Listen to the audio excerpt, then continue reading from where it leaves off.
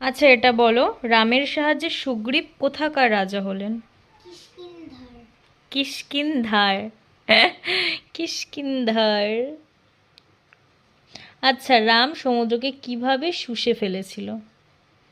অগ্নিবাণে। হুম। ইয়ে। কিন্তু চাঁদ কি?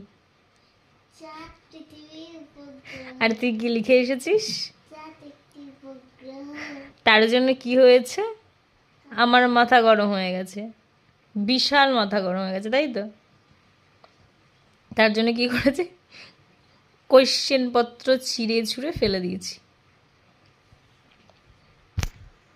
এত কঠিন কঠিন জিনিসগুলো বললি, আর এদিকে তুই সাধারণ জ্ঞানের সামান্য একটা জিনিস পৃথিবীর না একটি লিখে চলে আসলি, এত বড় করে পড়ালাম।